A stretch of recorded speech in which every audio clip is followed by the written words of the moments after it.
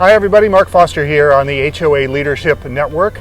We are here with our tree sponsor, great friend Ron Zillmer of Legacy-Trees, straight from Hatfield, Wisconsin, visiting us today here in Lakeville, Minnesota at Boulder Village Townhome Association, where Ron is doing a walk around looking at various trees in the neighborhood. So Ron, when you go to HOAs throughout the area, what is it that you're looking for? My primary objective is to make sure you're safe. I'm looking for trees that are compromised and that kind of thing. Secondarily, I look for energy efficiency. Where can we place trees for canopy, for shade, to shade your pavement and shade the structures. I also look for stuff that's too close to your pavement and too close to the structures. So very often I want to give you a sense of what do you have, and then a sense of what can we do next.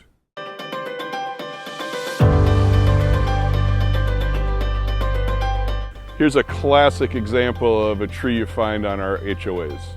The Colorado blue spruce, gorgeous color, really a good tree. There's one hang-up, and that is that they are from out west. They're from the Rocky Mountains and much lower humidity. So when we bring them to the Midwest, the humidity and the moisture is different. And so these tend to suffer from needle cast fungus, among other things. The strategy for this spruce is lots of new needles on the outside. They try to retain their needles for up to 3 years. It's important for an evergreen to retain needles, but that's why fungus is such a demon. This thing wants to be like a chimney. It wants to create its desert underneath the base of the tree and convection up through to dry it. So if you're going to manage these, we suggest thinning out the dead stuff inside, cleaning that out periodically. And I hate to say it, but to really keep them healthy and looking good in this climate, you have to apply a fungicide, the same or similar product to what the orchards use for our apples and things. So to manage them, if you want them to look good and full to the bottom, you really need to have them on a program of fungicide application, and that varies by the season. Here in 2025, really wet summer, really wet spring.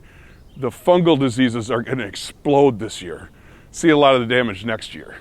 Okay, watch for your Colorado spruces. If you're not treating them now, please talk to a professional. See if you can get a plan put together, because certainly next spring, you're going to want to hit them. Classic example here, we're back to Colorado blue spruce. They all die, folks. Every tree out there dies at some point. It has a service life. No different than a driveway or your roof on your house. We have trouble pulling the trigger on this stuff though. This one has needle cast fungus. You can see it's been decimated. The old needles are gone. They're supposed to hang on for 3 to 5 years and keep making sugar. They're losing them as fast as they can grow them. Also, you start seeing gaps in the canopy. A secondary pathogen comes in called cytospora canker. It starts to kill individual branches, so it gets even more wonky. Usually the needle cast is limited to kind of the bottom third of the tree. It's all about humidity and moisture. The wetter the year, the more the fungus just goes rampant. If we have drought, it's better for this tree. Really, to keep a great looking Colorado blue spruce, you need to have it on a fungicide spray program every year. The applications vary, but it's critical in the spring before they start to grow that we hit them. In my opinion, there should be a plan for replacement. This thing is not getting better. Let's move on. Let's make that investment now. Let's chip away every year at this, but this one should probably go. Kind of a classic spot here. We've got a cottonwood with a V-crotch. They tend to split a little bit in the storms, and they're very resilient, but it's got this fluid coming out. We call it slime flux. It's actually, there's fluid building up in this wound, and it ferments in the summer and creates pressure and oozes out. But the interesting thing is, when we have this condition, the arborists of old used to drill and put copper pipes in to drain this, thinking that wet was bad. Actually, what we learned was it's anaerobic, so there's no oxygen for the decay organisms. So it's better to let this happen, because it's 1 fox is in the hen house instead of 100. So we don't drain them anymore. But here is where you get a lot of questions. Oh my God, is it okay? It's fine. But understand, this swelling right here is the tree is starting to put on extra tissue to compensate for the loss of tissue inside, because there is rot. Is it an immediate concern? No.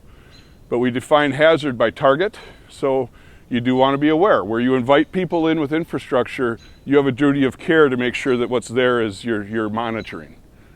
Little leaf linden, Got something going on down here. So this is what we would call in tree nerd world is grafting compatibility. So this was budded and grafted. So the clone was spliced onto a root system, and we're seeing almost these cysts growing around the base. It's masses of tissue. That's from the rootstock trying to add more tissue. It wants to grow faster than its top.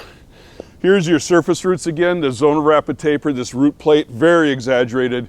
Great place for mulch, great place for your shade-loving perennials. Not a great place for the lawnmower. We've got repeated damage on the tops of these roots. They're growing a thicker ring on top than on bottom. It's going to keep happening. It's going to grow 1/4 to 3/4 of an inch a year up, and sometimes. So it's a no-win situation. Please mulch, keep the mower out. Make it a visual with some perennials. Can make it a positive. This is a tree that I would keep an eye on as far as rot. And we've got with this abnormality at the base, it's on your watch list. In these moments, you look for fungi, mushrooms and bracket fungi, especially forming on the trunk of the tree or at the base. That's your indicator you've got advanced decay. When you start to see that stuff, get it looked at by your tree care professional. Great example here of the root plate. So I talk about the root flare. That's this bell-shaped area at the base of the tree. And then these surface roots, these zone of rapid taper roots, we call them. The first 3 to 6 feet from the base of the tree in radius is typically where 95% of the structural support is. In this case, we've got some really long runners. You can see the marks on the blacktop here. We don't typically compact underneath blacktop to the level we do under streets for these pathways. It's moist because it traps moisture from evaporating from the soil. There's oxygen and there's nutrients, but there's no competition. This grass chemically tries to kill tree roots. So underneath there, the tree gets it to himself, but it comes in right at the base of the blacktop and immediately starts to raise the blacktop like a mole going through. It's a big problem. The growth pattern of these trees and these structural roots, the reason they grow so much on top is called eccentric growth. They grow a thicker growth ring on top than on bottom. It's the only part of the tree that does that.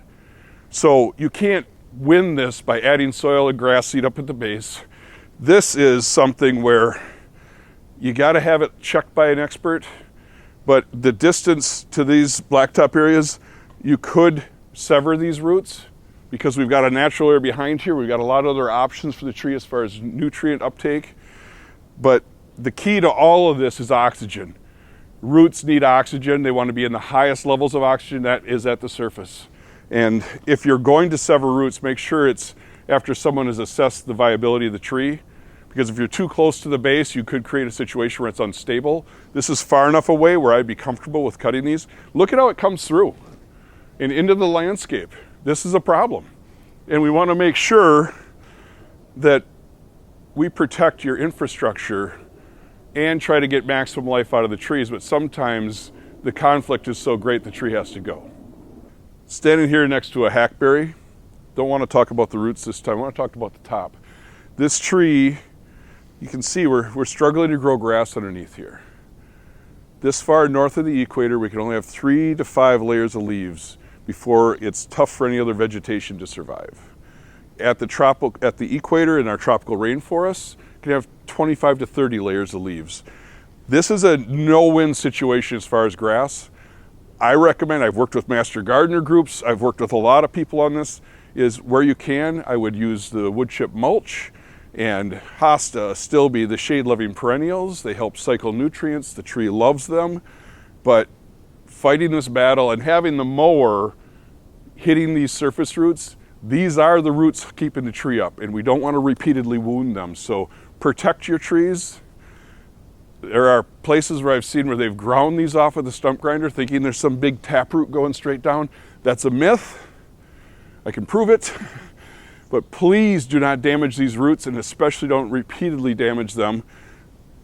Come up with other strategies, but understand that when you place these shade trees into your HOAs, when they get big, first of all, it's too close to the house. Never should have been this close. This should have been an ornamental. This should have been a smaller stature tree. If you wanted one by the patio, that's what you should have done. So a lot of what we do in these site visits is we talk about, let's keep it, let's manage it, but let's plant the next generation where it's the right spacing and the right distance and from pathways and from patios and driveways and siding and windows and roofs. We've got a gigantic red oak, magnificent tree clinging to the side of this hill.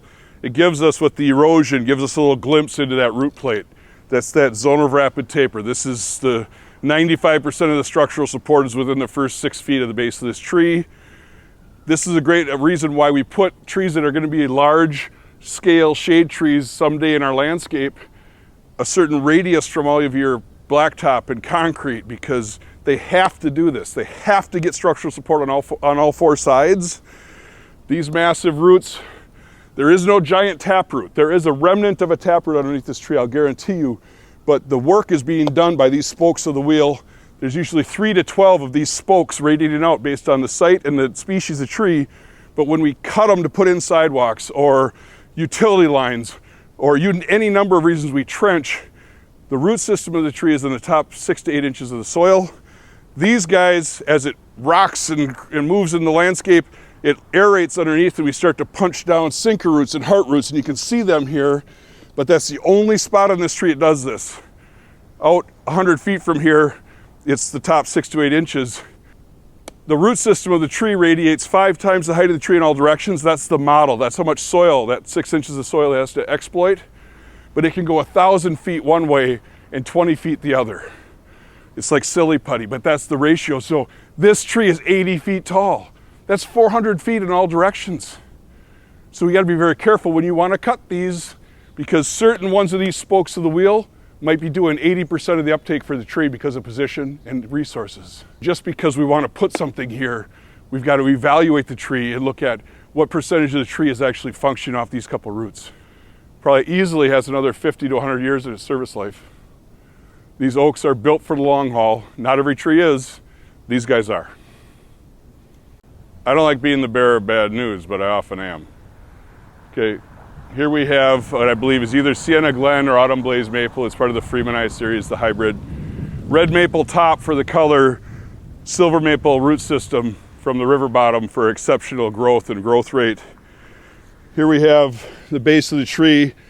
They put some fence around it. There's damage probably from a string trimmer or from the production process.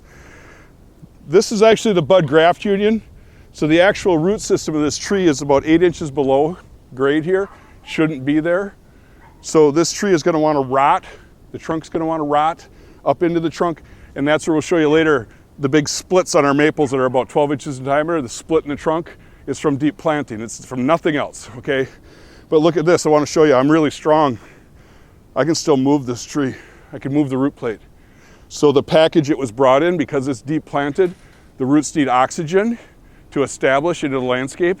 They struggle when they go in deep. On your soils, very low oxygen, very slow establishment. It's battling rot and decay down below already, but I shouldn't be able to do this. I shouldn't be able to move the ground right here.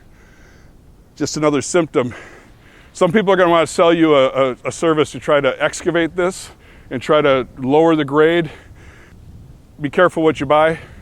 There's no way to guarantee it's going to make the tree better at this point. Some of this damage is irreversible, so great caution. The replanting a tree in its place, whether it's this spot or near it to be the replacement tree eventually, much better strategy. I will say on this tree, the radius to the house or to the home, spot on. If it's going to be a big shade tree, I want it at least 30 to 40 feet back from the edge of this house because of fall radius someday. I don't want people to fear these trees. If we get them to become a big shade tree, let's get them back far enough away from the structures where it doesn't have an end to its service life just because somebody's scared it's going to fall. All right, this is the epitome of deep planting. So I do a seminar series called 20 Minutes on the Life or Death of a Tree. It's the 20 minutes so this gets planted in the landscape that determines if it's at the right depth or not. If it's too deep, this happens. This cracking and this wound wood trying to close it is all because it's planted too deep. Even though it's got what appears to be a root flare, that's secondary. That grew out of the trunk. This tree is an autumn blaze maple. Its root system is silver maple from the floodplains, from the river bottoms, where we add and take away soil. So those trees can throw new roots right out of the trunk. the trunk tissue is still below ground, rotting underneath this false root plate, and they're never complete. It's supposed to be like spokes of a wheel. There's pieces of it, but not all the way around. So that's your indicator. This is not fixable, okay? Don't paint it, don't put tar on it. The tree wants smooth, dry. If you cover this, will trap moisture and it wants to rot faster. This wood is trying to close this, but now we're 50% dead in the structural part of this tree, and this is not strong wood to begin with, so this should be on your hit list. Plus, look at proximity to the house. It shouldn't have been this close. This should have been an ornamental tree, something with lower stature. You don't put something that wants to be 60 to 80 feet tall at maturity this close to the structure. Sorry, wrong place, wrong tree. If you're gonna correct this, I would be planting the replacement where it belongs, further from the structure, further from the pavement, and then managing the pain. This tree is also, this is July 18th. It's showing fall coloration. Early fall coloration on your maples is an indicator of deep planting and basal rot and girdling roots, stem girdling roots, where the root is choking the trunk of the tree, creating flat sides, creating this. That early fall coloration, they shouldn't be going into color right now. But in August, you're gonna see maples across the Twin Cities area, spectacular color. It's not what they wanna be. That means they're in a lot of stress, they got problems. Use that as your indicator back at your HOAs. How many are going into color? They're on the less than a decade plan if they're already showing fall coloration. We're not seeing fungus like bracket fungi or other mushrooms and things at the base. That's your indicator externally that we've got significant rot. It's hanging in there right now. It's just coming out of juvenile growth into mature growth, so it's still, as a tree, in tree terms, tree age, tree time they call it, this thing's a baby. So it's very viable. It's producing a lot of wound wood. This is the wound wood trying to close this. I would have it on your watch list. It's not an immediate 30-day removal, but it shouldn't be here a decade from now. So planning for that replacement tree as soon as possible to grow the replacement tree for a while. What we want to do is replace canopy with canopy if we can. Don't shock your soils. Your beneficial organisms in your soils get rocked when we take out 50 ash trees. Suddenly we didn't have replacement trees growing for a while. So watch this thing. As I educate board members and association members, you're watching for fungi. Mushrooms, bracket fungi especially, that's your indicator that we got to get a professional in to check it out, and it usually means the tree's got to go soon. Hazard is defined by target. Sidewalk, garage, driveway. Where do you go in the storm? You're pulling right in here. House, west winds. This is all the makings. So luckily by position, it'll never be a huge tree because of the defects related to that planting improperly, but it's the wrong tree in the wrong place, planted wrong. 3 strikes. All right, Ron Zillmer, thank you for this great walk around today. We appreciate you coming out to Lakeville. Thank you, Mark. All right, don't forget to join our network. It's free. Go to www.hoalnet.com and sign up. I'm Mark Foster on the HOA Leadership Network.